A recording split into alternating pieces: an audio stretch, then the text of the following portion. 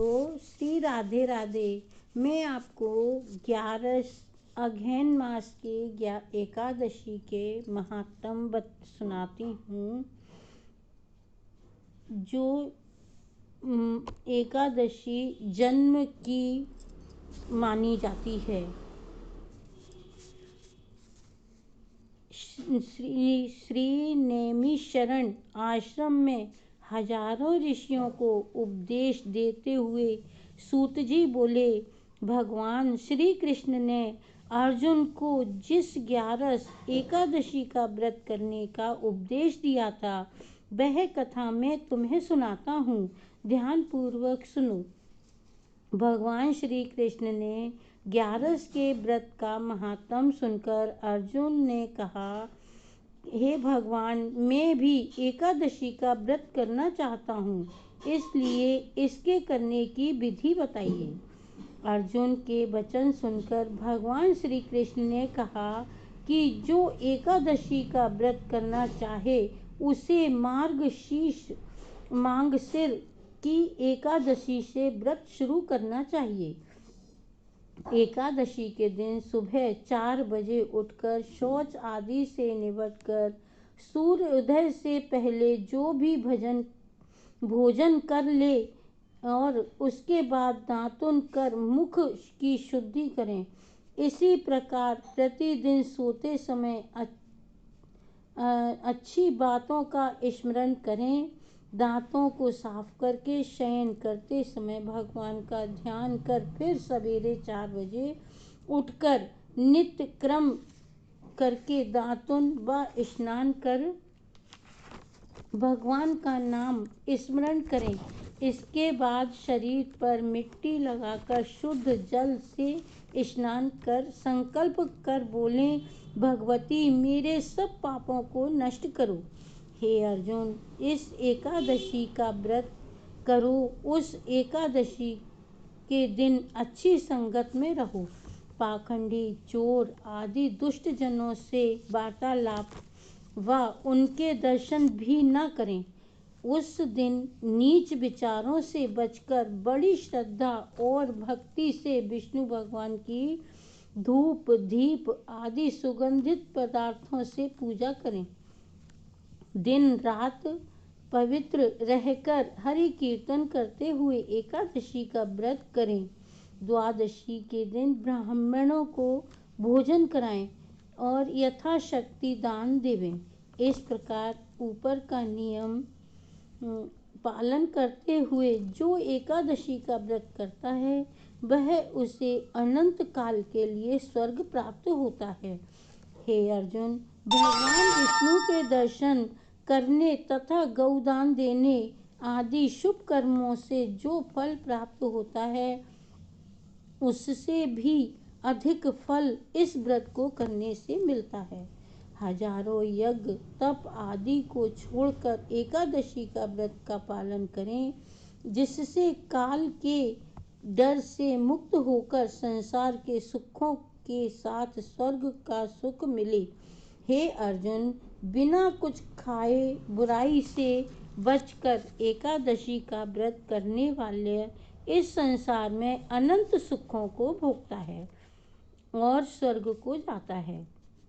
अर्जुन बोले, हे भगवान, आपकी बातों को सुनकर मुझे कुछ संदेह सा हो गया है, क्योंकि एकादशी का व्रत करने वाले को मैंने दुखी देखा है। सो इनका कारण बताइए और मेरे संदेह को दूर कीजिए। भगवान श्री कृष्ण जी बोले कि इस उपवास करने से शरीर निरोग होता है और इस व्रत उपवास करने वाले को भी कभी दवा लेने की आवश्यकता नहीं होती। इन व्रतों में एकादशी व्रत ही सर्वश्रेष्ठ है। दूसरे व्रतों से लाभ यह है कि बहुत सा अन्न धन बच जाता है, सो अकाल के समय पर काम आता है। यह दीन दुखियों की सेवा में लग जाता है। इससे व्रत उपवास करने वाले को सुख को प्राप्त होता है। इतनी कथा कहने के बाद भगवान श्री कृष्ण जी बोले, हे अर्जुन, ध्यान से सुनो, मैं तुम्हें एकादशी का व्रत का असली सार बताता हूँ। व्रत करने से पहले मन में संकल्प करें कि मैं जीवन भर मुझ पर कैसा भी दुख क्यों न आए, परंतु काम, क्रोध, मोह, लोभ व अभिमान से दूर रहूंगा। इस तरह करने से हे अर्जुन, व्रत करने वाला मनुष्य सब सुखों को भोगकर स्वर्ग को जाता है। हे अर्जुन, इस कथा को श्रवण कर बोले, हे भगवान, क्या बीमार मानव से व्रत नहीं कराना चाहिए? अर्जुन का प्रश्न सुनकर और हंसकर भगवान बोले, बीमार हो और रोगी को भी व्रत नहीं करना चाहिए। हे अर्जुन, एकादशी का व्रत करने वाले से जो घर वाले लड़ते झगड़ते हैं वह भी नरक को जाते हैं। इसलिए नीच कर्मों से बचते हुए जो थोड़ा सा फलहार करते हैं वे स्वर्ग को जाते हैं। भगवान श्री कृष्ण बोले, हे अर्जुन, अब मैं आपको मांगसिर एकादशी की व्रत की कथा कहता हूँ, सो ध्यान देकर श्रवण करो। एक बार मुर नामक बहुत बलवान राक्षस ने सभी देवताओं को युद्ध में हराकर स्वर्ग का राज्य छीन लिया था। तब इंद्र, कुबेर आदि सभी देवता भगवान शंकर की शरण में जाकर बोले, हे राक्षस, उस राक्षस ने हमें हराकर स्वर्ग का राज्य छीन लिया है। आप उसे मारकर स्वर्ग का राज्य हमें दिलवाकर कृतज्ञ कीजिए। देवताओं के वचन सुनकर भगवान शंकर ने कहा, हे देवताओं, आप इसी समय भगवान विष्णु के पास जाओ और उनसे विनय करो, जिससे वे मुर राक्षस को मारकर आपका राज्य आपको दे देंगे। हे, मैं अभी घोर तप कर रहा हूँ, इसलिए मैं सहायता नहीं कर सकता। भगवान शंकर ने से निराश होकर सभी देवता क्षीर सागर में विष्णु भगवान के पास जाकर बोले, हे भगवान, हमारी रक्षा कीजिए। हमें मुर राक्षस ने हराकर हमारा राज्य छीन लिया है। आप उसका नाश कीजिए, नाश करके हमारा राज्य हमको वापस दिलवा दें। देवताओं के दीन वचन सुनकर भगवान विष्णु बोले, हे देवताओं, मैं राक्षस को मारकर अवश्य तुम्हें स्वर्ग का राज्य दिलवाऊंगा। पर इस प्रकार कथा सुनते हुए भगवान श्री कृष्ण ने अर्जुन से कहा, हे अर्जुन, भगवान विष्णु और मुर राक्षस में घोर संग्राम हुआ। भगवान ने सोचा कि अगर एकादशी के दिन राक्षस को मारता हूँ तो देवता लोग दुखी होते हैं, और वे इस विचार में थे कि मुर राक्षस ने भगवान विष्णु पर भयंकर अस्त्र चलाए, जिससे घबराकर भगवान कैलाश की तरफ भागे।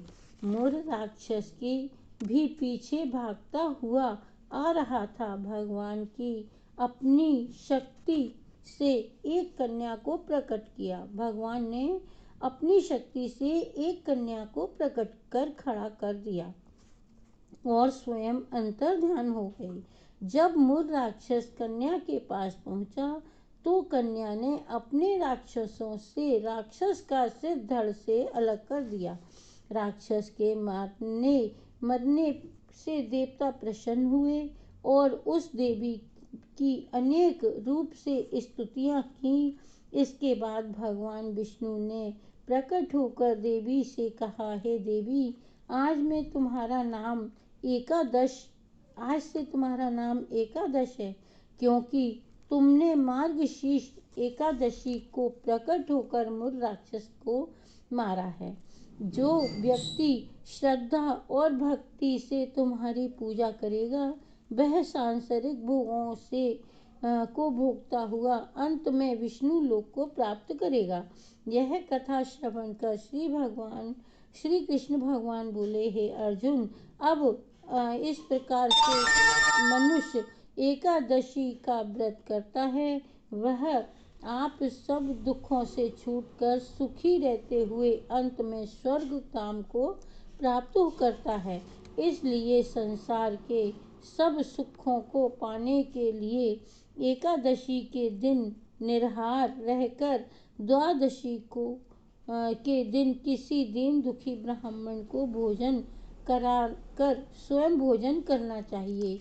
जय हो श्री कृष्ण भगवान की जय। राधा रानी की जय। राधे राधे।